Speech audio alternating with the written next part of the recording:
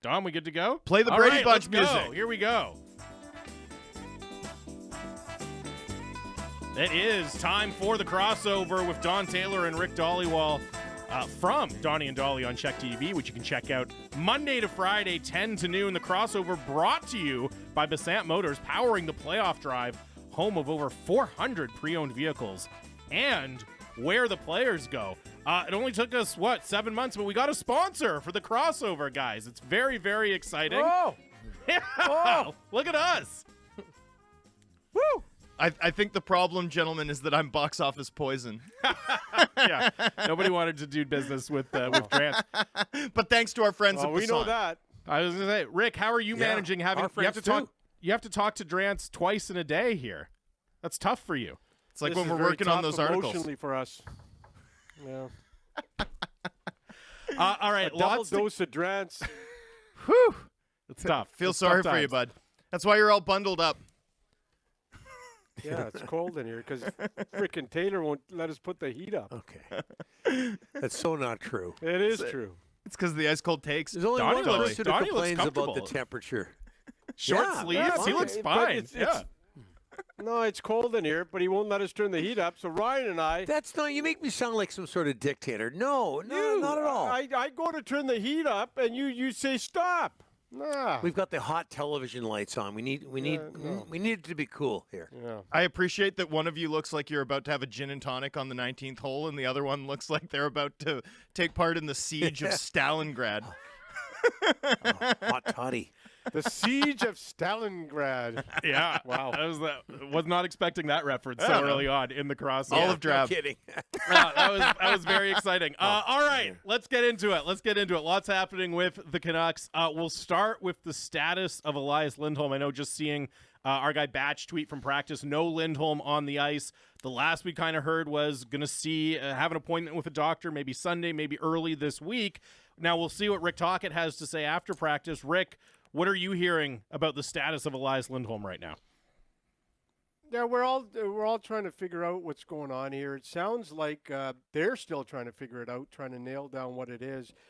Someone said upper body, but I haven't got that confirmed. Donnie mentioned, wondered if it was a hand or a wrist, and I kind of said, you know what, is a hand or a wrist upper body or lower body? We were trying to figure that out on the show. But anyways, You should have tuned in, guys. It was a great conversation. I believe it's upper. You have to think about it. Did you land on Unless you're something standing.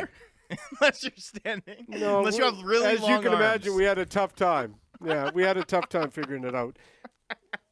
But anyways, it's really kind of like a mystery thing. Like they're trying to figure it out. Like I said, I haven't got that confirmed, but somebody thought it was upper body, and Donnie wondered if it was a hand or a wrist, and I was kind of like, hey, you know what? If it is a hand or a wrist, wouldn't that explain the face-offs? Like, I mean, you can't take face-offs if you got a hand or a wrist issue. Well, it explained that it wouldn't be a hand Yeah. or a wrist. Yeah, exactly. Yeah, yeah. Because he's been So taking we're face-offs. still, Yeah. yeah, exactly. So you know what? We're still trying to figure it out, but it's kind of like a mystery behind it. It's not really simple. Other injuries we kind of figured out quickly, but this one's kind of been cloak and dagger. And then we have a lot of people in the our inbox saying, well, did they acquire damaged goods from the Calgary Flames? Because none of us. I don't know how you guys feel or what you notice. I didn't pick up any one incident where he was definitely injured on that play, but I know, Rick, you're saying that that's not the case. No, and the other one is I think people are going to start asking this question, guys. Did the Canucks get damaged goods when they acquired them? I just said that. Yeah, and that's what I'm trying to tell. No, but what I'm trying You see what I deal with this guy? I'm sorry, I was texting. I got a text, a very important text. I had to look Why at don't you share it with the class? I can't. I'll get in trouble if I share who just texted with me. But anyways, Donnie. Was it your doctor? No, I went to the doctor last week. Listen, I'm telling you, Lindholm, people are going to start asking, Donnie, that's a great point by you. Did they get damaged goods? But I don't think. What point? You weren't listening to me. Just listen, I don't think that they did. I'll leave it at that. I've been told that they didn't. Donnie and I need to start a support Get group damaged goods. for hosts who their co-host doesn't listen to them when they're talking. we need a support group here. What's your name? Dodd. I seriously, I was getting a text. I had to take it. He's called Don. No, Dodd. I had a text. I had to take it. That's why I wasn't paying attention. It was a Guys, very important text. Too many D names on Guys, this segment. we gotta calm this down. Yeah. Jamie and I need a support group for hosts that don't listen to their partners. Anyway, with regards to Lindholm here, Dhali, do you have a sense of like how uncertain this is in terms of how dramatic it could be? Like, do you think there's a risk of a shutdown looming for the Canucks? Not hearing that, but it definitely, it's just. Is this the second practice, guys? He's missed in a row now. Well, and the game against the Three. Kings. Well, no, they had the day off. practices. And the game. Yeah. Yeah. So 3 practices, there's but he something played there, one of the right? games in between. Yes. Yeah. Yeah. And you know what? I go back to Tanner Pearson and just all the not so much clarity around Pearson early. And getting a lot of that right now with Lindholm is they're trying to figure it out. They're getting there's a lot of what's going on here. It wouldn't surprise me if it's a hand or a wrist, and if it is indeed that, as Donnie had mentioned during the show, and that maybe that's what's bothering him, right? Maybe that's what's bothering him. Well, and it's kind of interesting with Lindholm because before this injury situation bubbled up, so much of the talk was that, hey, it's been an underwhelming fit. Right? You haven't seen the player that the Canucks certainly were hoping to get and that fans were hoping to get. But at the same time, you take him out of the lineup and even just performing the way he's performed since he's been here, it's still a pretty big dent in their depth, right? Like you still want to have that player. Ideally, he steps up and starts performing better, but it's interesting because there wasn't that much excitement about having him in the lineup, but now that he's gone, I think you see in the depth chart where the Canucks miss him. Yeah, and he misses the game, and they lose to the Los Angeles Kings. But I mean, they've been a thorn in their side, well, except for the one game. But for 2 of the 3 games they've played against them. But then again, we had Rick Ball on our show earlier this week. I know you guys were watching.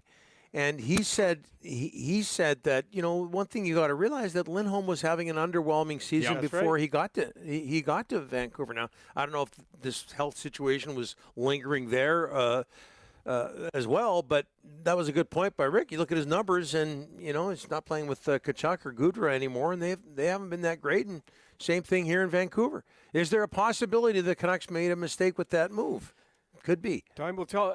Jamie, I do disagree with you on one fact. The Canucks are very strong up the middle of the ice. I don't think this hurts their depth because Suter was playing wing. He was brought here to be a centerman.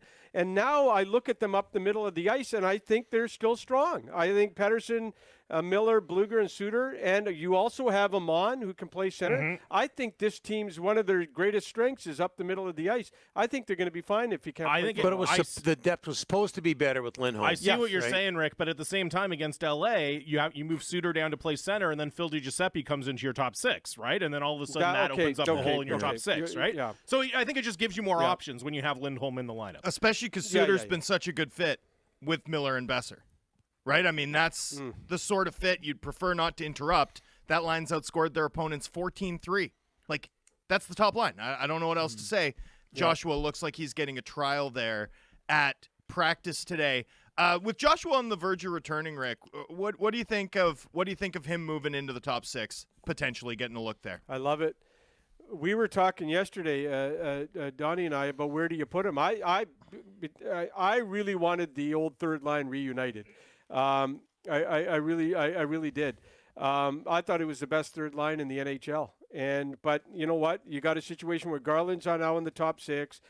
You put him right there with Besser and Miller, and that's a big line right there that can cause a lot of trouble on the forecheck. And I really like him put him right. He's been out 6 weeks. Tomorrow's going to be 6 weeks, guys. But obviously the pinky finger is fine. But I like the fact he's going straight to the top 6. But there was a piece of me that really wanted to see that third line reunited, but it's totally different than what it was. It can change two shifts in. Absolutely. And I don't know how you guys feel, but and maybe the third period against LA, I don't know, you can read into that, but I like what Garland and Höglander are due for Pettersson. There just seems to be more of a spark there. I think you want to give that trio a little more breathing room, a little more space to create something that could be special. And it's really tempting to put that, if you want to call it, old third line together. But I think there's something there with that trio, and maybe that's what Rick Tocchet is thinking. Absolutely. Well, and I just think if you have something working in the top six, you figure it out down the lineup around that, right? But don't break up a line in the top six that's working. Now, in that LA loss, obviously we all saw what LA did to them in the first about 15 minutes of the third period. What was it? One shot for the Canucks in that stretch before they pulled the goalie and rally a little bit. And not that they, obviously they've scored a lot of goals throughout the course of the year, but I think we've also seen against teams like LA, sometimes it can be tough for them to generate really good scoring chances consistently. How concerned are you guys going into the playoffs about the Canucks' offensive punch? Well, against the team that plays at 1-3-1, they've got to figure that out. I think the Canucks have been better. Thomas, you can talk to this, but better defensively than offensively lately versus earlier in the season when the offense wasn't a problem at all. But they do. The number one thing you have to do against a team against like the LA Kings is not let them get a lead. And that was the case on the other night. It was strange because they came back, they made it 1-1 on a great play by Sam Lafferty, but those two goals later in the second period just absolutely killed them. But you got to get that first goal. You got to get the lead against a team like that. I think there's enough talent on this team. We know that there's enough. Look at this NHL scoring race. There's enough talent on the team where scoring shouldn't be a problem. But they clearly still have to figure out what to do against a team that shuts it down like that. I love their shots against lately, guys. 17 against, 17 against. They're winning 2-1 games. They're winning playoff-type games. We got 10 games left in the regular season, and they're playing these playoff-type games right now, and they're winning some, but they're being involved in these. I love the fact the one-goal games. They're playing these tough teams in the West, and they're keeping the shots on goal down, especially with Demko out. That's so important. But, defensively, really like a lot of the things they're doing right now. A lot of them. The problem is the playoff games are 5-4 games.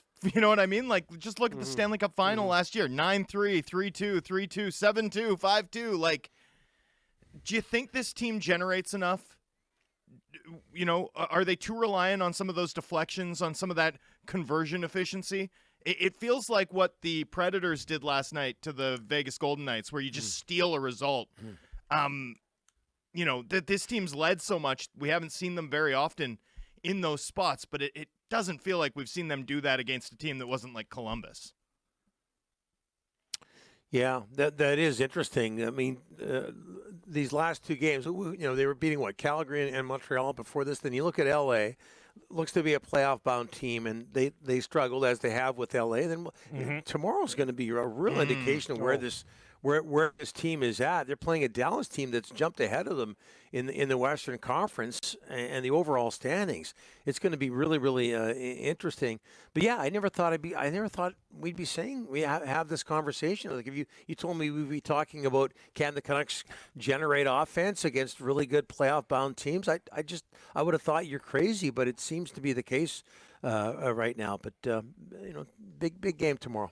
That Dallas team, 5 straight, 8-2 in their past 10. They're also, I think, the only team in the NHL with 7 20-goal scorers. So these guys, right across the board, have you talked about scoring, Thomas, and the Canucks scoring is dipped in the second half.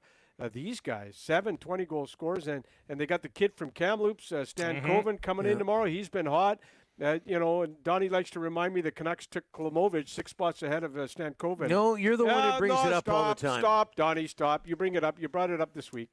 But Stan Koven, the kid from Kamloops, he's got a lot of... That's the only time you were paying attention to me this week. Okay, Stan Koven, the kid from Kamloops, he's got a lot of fans at the game tomorrow. I'm really, really looking forward to seeing this kid 150 tickets, is it? 150. Yeah. I think he bought 25. And I think he paid out of his own pocket, Thomas. Can you believe that? Young kid. He paid 25 of those tickets out of his own pocket. On an entry-level deal, huh? I hope he hits some of those bonuses next season then, Rick. Especially with Rogers Arena prices. Hey, Regarding Dallas, you guys had Chris Tanev on your show earlier today. What's he done in your view to elevate that team? What did he have to say about the experience he's had there so far? The first thing that came out of his mouth, guys, was the crowd at Dallas's arena. Yeah, like he loves the environment. I haven't been to a game there, Thomas. You probably have.